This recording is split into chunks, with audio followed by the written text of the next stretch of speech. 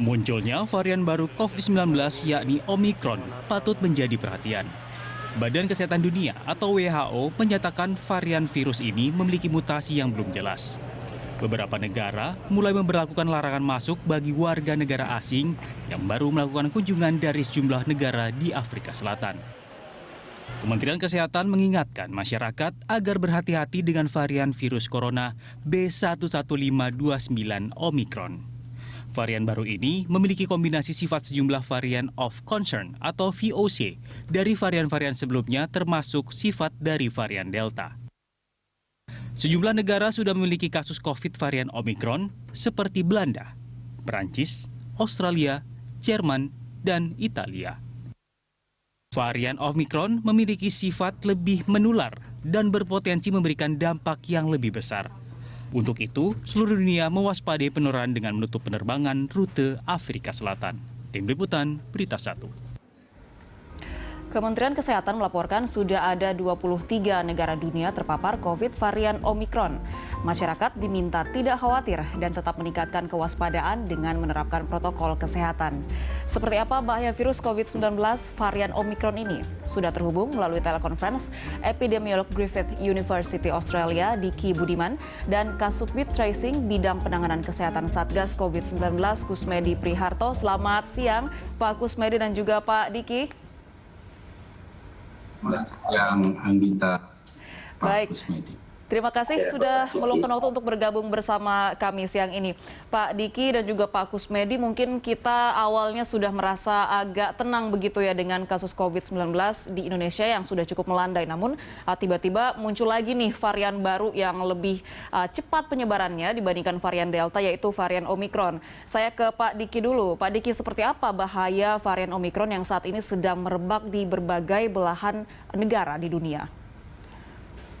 Pertama ya bahwa kita melihat bahkan sejak awal sebelum WHO menetapkan sebagai varian of concern, saya mengingatkan karena saya di pusat untuk pengawasan global security ya. Nah, yang membuat kita harus khawatir adalah dia memiliki mutasi yang bahkan 59 mutasi ya. 32 diantaranya ada di kulit atau di spike protein dari si virus ini. Dan kita tahu spike protein ini adalah target dari vaksin untuk melatih antibodi kita mendeteksi virus supaya kuat gitu. Jadi ketika si spike proteinnya berubah, ya ini alamat agak berbahaya. Kemungkinan kemampuan antibodi mendeteksi kan jadi berubah. Kayak Mbak Anggita rambutnya berubah gitu kan nanti. Ini aksi antibodi itu akan, ini ada yang berubah. Tapi ini kan masih dalam kajian, tapi secara teoritis akan jelas ada penurunan dan itu terlihat dari data yang awal. Pfizer sendiri memang menurun walaupun sedikit. Nah, data yang lain belum. Kemudian ada mutasi lain di dalam yang sisa ini ya, yang 20-an lain.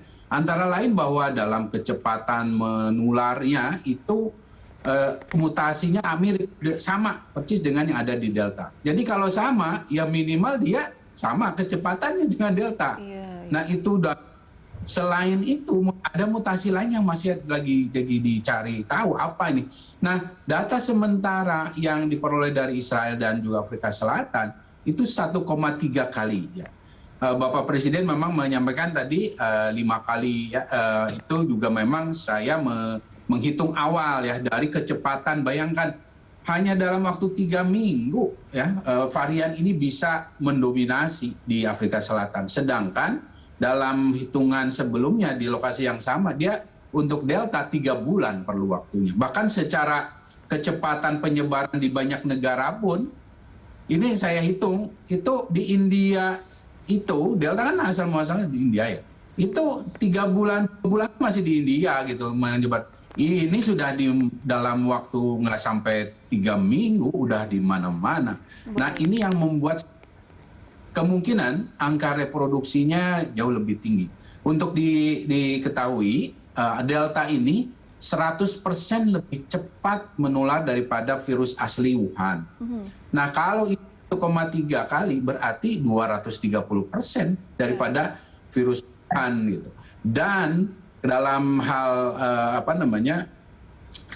bicara secara epidemiologi, yang harus ditakutkan sebetulnya bukan fatalitas, bukan keparahan, bukan. Ya walaupun itu juga dikritisi, tapi secara epidemiologis yang paling membahayakan itu kecepatan. Makin cepat virus itu menular, yang parah dan kematiannya itu jadi ke bawah, jadi banyak. Karena apa? Karena proporsi setiap usia meningkat tajam. Orang lansia yang banyak sakit itu kan rawan sekali. Nah ini yang sekali lagi saya sangat mendukung apa yang disampaikan Pak Presiden ya. Saya hitung ada 5 kali Pak Presiden bilang hati-hatinya, hati-hati. Ini benar ya, ini sesuatu yang sangat serius, sangat serius. Baik, saya ingin tanya ke Pak Kusmedi. Pak Kusmedi, menurut Pak Diki tadi ini dia punya penularan yang jauh lebih cepat. Kalau varian Delta itu 100% ya kecepatannya, ini Omikron 230. Nah, dengan sudah adanya negara terdekat Indonesia yang terpapar yaitu Singapura dan kalau saya tidak salah juga Malaysia sudah terpapar, seperti apa risikonya ini akan menular ke Indonesia melihat dari penyebaran Omikron ini yang sangat cepat? Apakah mungkin sebenarnya kita sudah terpapar virus ini namun belum tertracing atau terdeteksi begitu, Pak? Ya, makasih. Jadi memang saya sangat setuju sekali dengan Pak Presiden. Pak Presiden itu betul-betul beliau waspada ya. Berkali-kali mulai dari awal Nataru beliau sudah menyampaikan hati-hati. Kemudian begitu ada ledakan beliau terus setiap hari saya perhatikan di TV selalu mengingatkan hal tersebut. Kami pun di Satgas terus terang kita memantau ketat semuanya itu dan yang terakhir terjadi perubahan. Jadi yang tadinya orang di karantina itu hanya 7 hari, untuk yang daerah-daerah di luar 11 daerah yang tadinya 14 hari sekarang sudah dinaikkan secara keseluruhannya itu di 10 hari. Baik. Itu pun masih tetap dalam pemantauan. Apabila kira-kira dalam 10 hari itu masih banyak yang positif, mungkin akan dirubah lagi untuk peraturannya.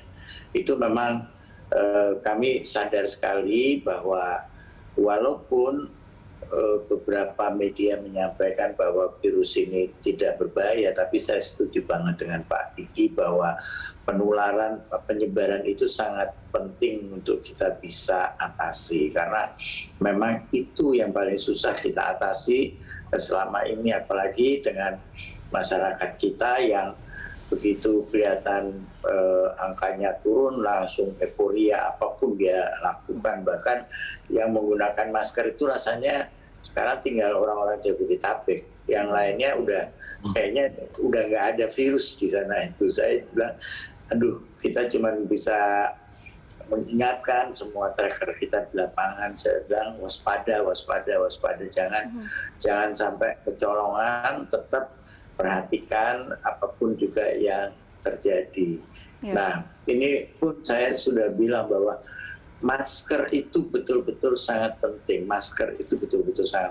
Jaga jarak. Saya memperhatikan ya secara tidak langsung. Tadi saya baru pulang dari sholat Jumat ya.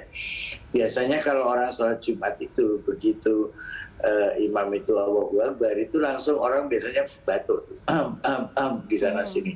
Tapi saya sudah perhatikan beberapa kali saya sholat sesudah orang pakai masker itu nggak kedengeran yang kayak gituan. Pak Kusmedi, sudah ditangkap tadi pesan dari Pak Kusmedi yaitu perketat lagi protokol kesehatan, dan kalau bicara soal menjaga pintu masuk ke Indonesia untuk memfilter WNA yang masuk ke Indonesia ini untuk dijamin tidak terpapar varian Omikron adalah menambah masa karantina, dan itu tidak bisa ditawar ya Pak. Kita akan lanjutkan dialog kita usai jeda. Pak Kusmedi dan juga Pak Diki, pemirsa jangan kemana-mana, Lunch Talk segera kembali.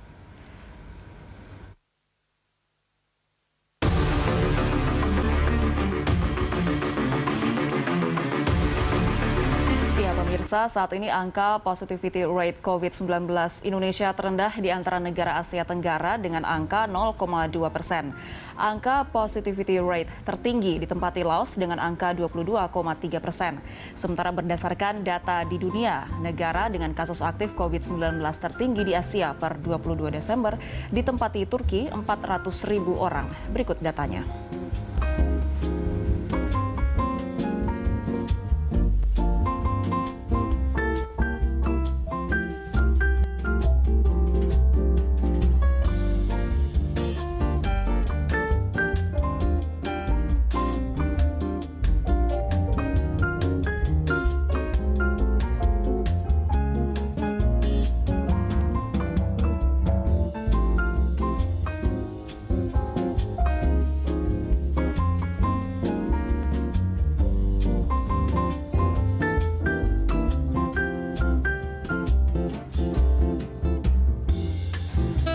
Ya, kita lanjutkan dialog lunch talk kita. Saya ke Pak Diki dulu. Pak Diki, tadi sebelumnya Pak Kusmedi sudah menjelaskan beberapa langkah yang dilakukan pemerintah. Salah satunya adalah menambah masa karantina bagi WNA atau WNI yang bepergian dari dan ke luar negeri. Ini kalau Anda melihat, apakah strategi yang dilakukan pemerintah Indonesia untuk mencegah terpaparnya varian Omikron sudah tepat?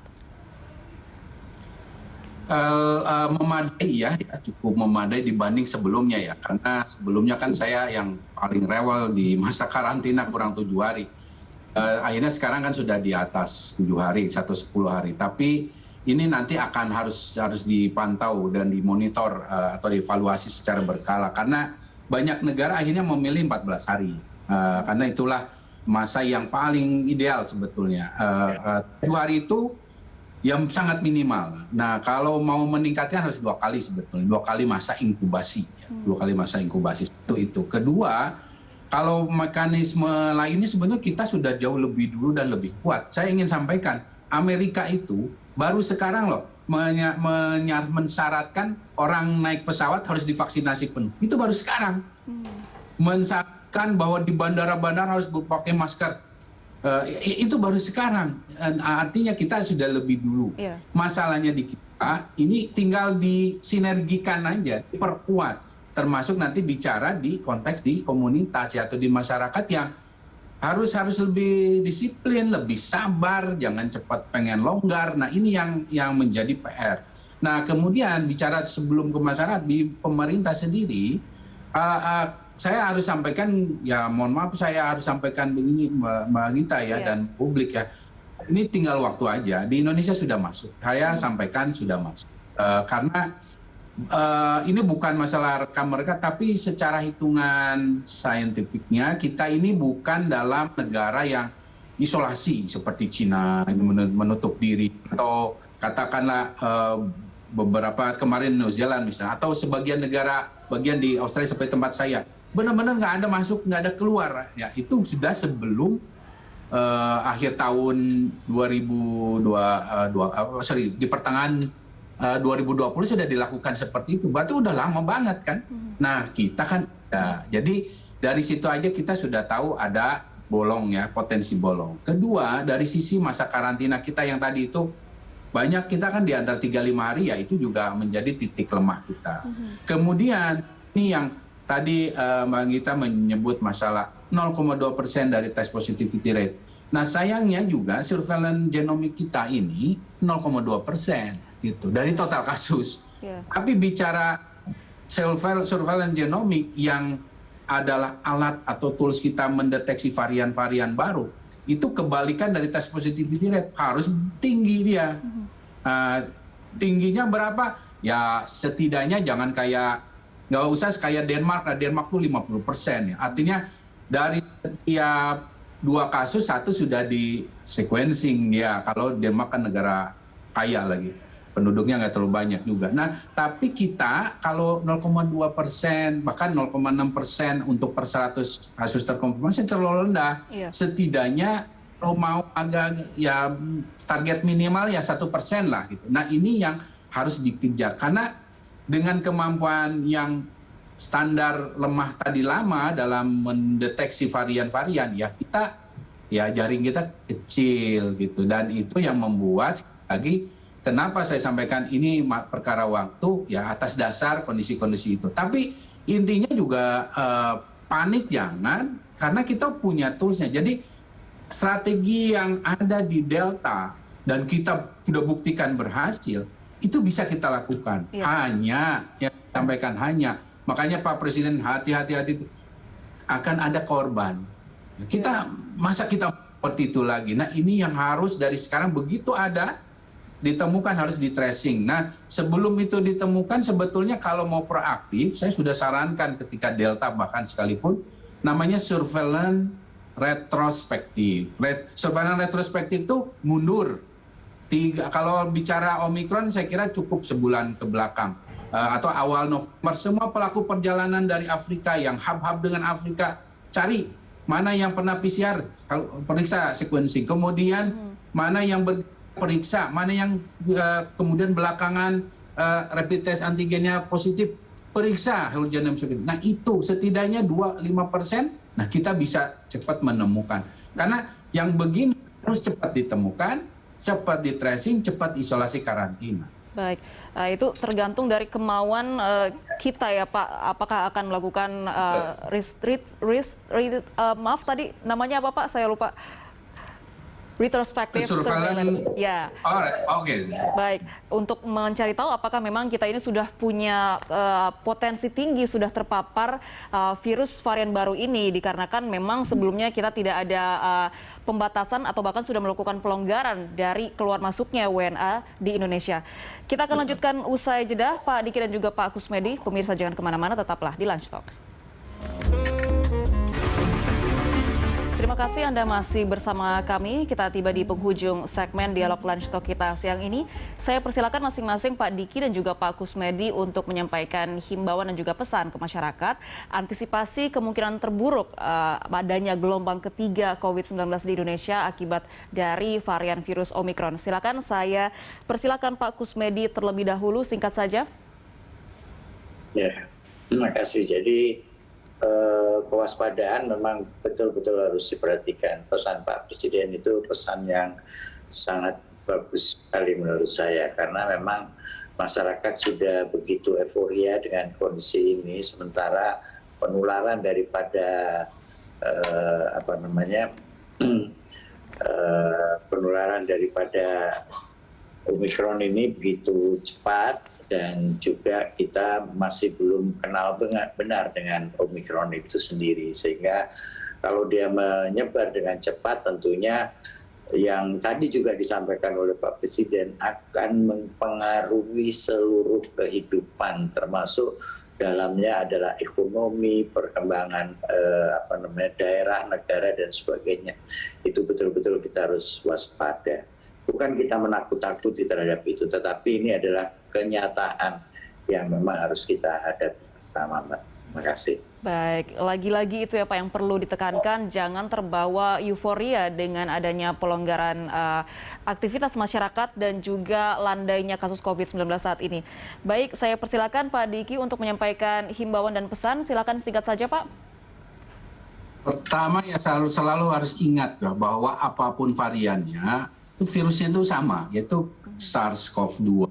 Dan SARS-CoV-2 ini adalah yang menyebabkan COVID. Jadi jalannya sama, cara penularannya sama, hanya yang menjadi masalah adalah dia lebih efektif. Jadi kecepatannya inilah yang membuat jumlah orang sakitnya ini akan lebih banyak seperti saya sampaikan. Dan satu hal lagi, tambahan informasi ingin saya sampaikan, dan ini penting sekali, hanya mungkin baru 1 jam lalu ini dirilis ya, sudah ada risetnya di jurnal bahwa Omikron ini 3 kali lebih mudah atau lebih cepat dalam melakukan reinfeksi.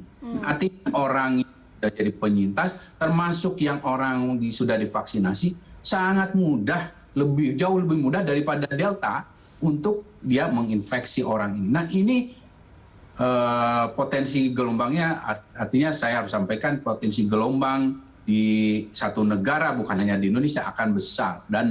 Dan ini itulah sebabnya sangat logis untuk kita sangat berhati-hati. Nah dengan samanya virus ini, nah berarti strateginya sebetulnya sama. Nah masalahnya 3T5M vaksinasi ini harus disertai dengan konsistensi, kedisiplinan, dan tambahannya lagi sekarang saya sampaikan kesabaran. Ya, kalau kita semua bisa melakukan ini, akan bisa bersama-sama keluar dari situasi krisis ini. Kalau tidak, ya kita akan mengundang ya. Selama kita membiarkan virus ini merajalela, menginfeksi orang tanpa terkendali, di situ kita merugikan kita sendiri. Akhirnya mau kita percaya atau tidak, ya virus ini mengikuti hukum biologinya. Nah ini yang kita tegaskan. Baik, artinya semoga kita nanti bisa melakukan pencegahan dan juga penanganan yang baik ya Pak terkait dengan penyebaran virus varian baru ini. Terima kasih banyak Pak Diki dan juga Pak Kusmedi sudah berbagi informasi bersama kami siang hari ini. Salam sehat selalu. Sama-sama. Terima kasih. Sehat Pak Diki. Ya pemirsa, jangan kemana-mana, Lunch Talk masih akan kembali dengan informasi lainnya usai jeda. Tetaplah bersama kami.